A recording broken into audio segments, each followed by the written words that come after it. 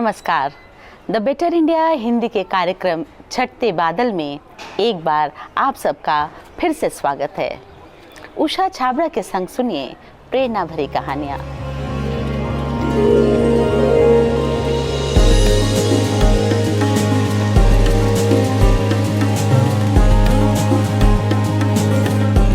सुबह होती है तो हम सब उठते हैं और अपने सपनों में खो जाते हैं, फिर से अपने संघर्षों में खो जाते हैं ताकि हमारे अपने परिवार का जीवन सुंदर रहे।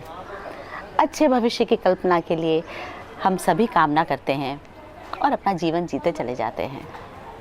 लेकिन आज मैं जिस दंपत्ति की बात करने जा रही हूँ वो कुछ अलग से हैं। आइए सुनते हैं इनकी कहानी।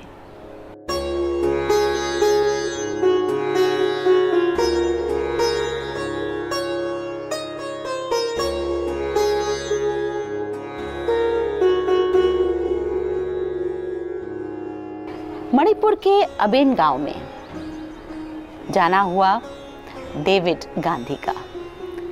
डेविड गांधी पुणे से हैं और वे एग्रीकल्चरल साइंटिस्ट हैं। जब ये अपने काम के सिलसिले में अबेन गांव पहुंचे तो वहां उन्होंने देखा कि वहां लोग झूम पद्धति से खेती कर रहे हैं। झूम पद्धति क्या है? वहां पर जब लोग खेती करते हैं, खेती में फसल कटने के बाद उसको वहाँ पर उन खेतों को जला दिया जाता है और फिर 1 साल बाद उधर दोबारा खेती कर पाते हैं। इसलिए जब उन्होंने ये देखा तो उन्हें लगा कि जब हमारे पास मॉडर्न टेक्निक्स हैं तो क्यों ना हम इसका इस्तेमाल करें। इन्होंने वहाँ के लोगों को समझाने की कोशिश की कि हम एक सॉल्ट पद्धति है जिसे हम अपना सकते हैं और वो है ये सॉल्ट स्लूपिंग एग्रीकल्चरल लैंड टेक्नोलॉजी। पर लोग इन सब बातों को समझने को तैयार नहीं थे। इनका मन दुखी हुआ। ये घर आए, अपनी पत्नी से इन्होंने बात की। इनकी पत्नी उषा गांधी एक अध्यापिका हैं और वे पुणे में जब उन्होंने इनकी बात सुनी और जब उन्होंने इनकी बात सुनी तो उन्हें लगा कि हाँ, बात तो सही कह रहे हैं। इन्होंने कहा कि हमें अगर उस गांव में बदलाव लाना है तो हमें वहां जाके रहना पड़ेगा। उषा और डेविड एक मिशन के साथ चल पड़े और आ गए अबेम गांव। अब अबेम गांव की बात सुनिए। अबेम गांव जहां पर 60 किलोमीटर तक सिर्फ कच्ची सड़कें हैं, पक्की सड़क नहीं है। साल के 8 महीने वहां बारिश होती है। 20 किलोमीटर दूर तक कोई मोबाइल टावर नहीं है, पानी नलों में नहीं आता और ऐसी जगह उन्होंने चुनी अपने पूरे ऐशो आराम को छोड़कर वहाँ आकर बसने की। और जब वे वहाँ आए तो उनके साथ उन्होंने ये बात बताई कि इस तरह से सॉल्ट टेक्नोलॉजी का प्रयोग करें। अब लोगों को समझ नहीं आती थी तो इन्होंने सोलर पैनल लगाए और अपने मोबाइल चार्ज किए और उसके बाद लोगों को प्रेजेंटेशन के द्वारा समझाया। सॉल्ट पद्धति क्या है? सॉल्ट पद्धति है जिसमें ए तरह के फ्रेम बनते हैं और पूरा कंटूर में लेग्यूमिनस प्लांट्स लगाए जाते हैं। बाकी जो असली जो और पौधे हैं उनको बीच में लगाया जाता है और इस तरह से पट्टियाँ बनाई जाती हैं और ये पूरी जो कंटूर है इसमें लेग्यूमिनस प्लांट्स लगाए जाते हैं। इनकी खासियत है कि इनकी जड़ों में नाइट्रोजन फिक्सिंग बैक्टीरिया होते हैं जो कि नाइट्रोजन को फिक्स करते हैं और पौधों को नाइट्रोजन की चीज़ें देते हैं। तो क्या है, जब ये पत्ते झड़ते हैं तो ये पत्तों को भी आप खाद के रूप में इन दूसरे पौधों को दे देते हैं, जिससे कि मिट्टी की उर्वरा शक्ति बढ़ती है और पानी भी कम लगता है और सॉइल का इरोजन भी कम होता है।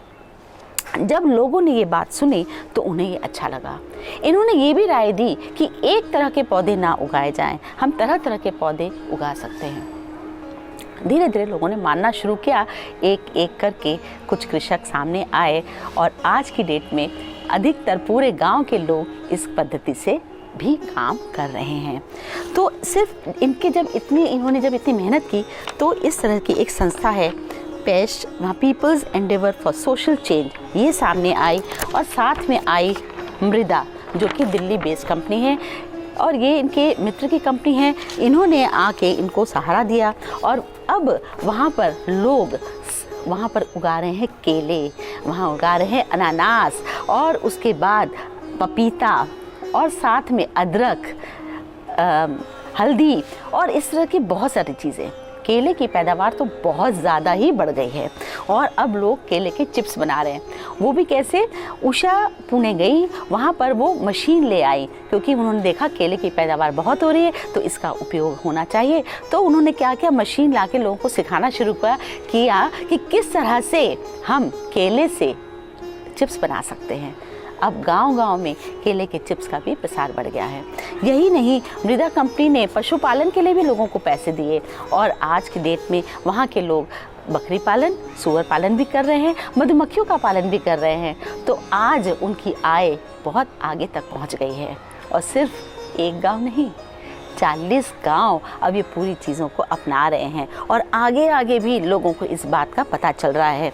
और इस काम के लिए इन्हें क्लाइमेट कोलैब MIT USA से भी सम्मान प्राप्त हुआ। तो ये तो बात थी यहाँ पर, लेकिन उषा ने देखा कि बच्चे भी यहाँ पर स्कूल नहीं जाते। उनका मन बहुत दुखी हुआ क्योंकि वो खुद एक अध्यापिका थी, तो उन्होंने उनके जीवन में भी परिवर्तन लाने की सोची। तो वहाँ पर इन्होंने वहाँ की एक संस्था है उनके साथ मिलकर काम किया। मृदा ओसाट इन दोनों ने इनकी मदद की। वहाँ के बच्चों के लिए जो सिलेबस डिज़ाइन करना था वो पुणे में अपनी बहनों से इन्होंने लिया और फिर वहाँ खुद सोच के देखा कि क्या कारण है कि बच्चे नहीं पढ़ते, क्योंकि वहाँ टीचर्स नहीं हैं। तो इन्होंने वहाँ के लोगों को पढ़ाना शुरू किया, बच्चों को पढ़ाना शुरू किया और मिड डे मील्स भी देने लगे और धीरे धीरे उनके जीवन में परिवर्तन आने लगा। बच्चे जब छुट्टियों में घर जाते थे, 2 महीने की छुट्टियाँ, उसके बाद जब आते थे तो सब भूले होते थे। तो ये क्या करने लगी, छुट्टियों में भी बच्चों को पढ़ाने लगी और औरतों को भी रात में क्लासेस लेती थी। क्या कारण? ताकि जब औरतें समझदार होंगी तो बच्चों को अवश्य पढ़ाएंगी। तो धीरे धीरे पूरे गांव का जीवन सुधर रहा है। तो हम सोचते हैं कि हम अपने परिवार का भविष्य बना लें। परिवार तक ही हम सीमित होते हैं, पर इस दंपत्ति ने पूरे उस गांव को ही अपना परिवार माना और गांव वाले भी इन्हें अब अपने परिवार का सदस्य मानने लगे हैं।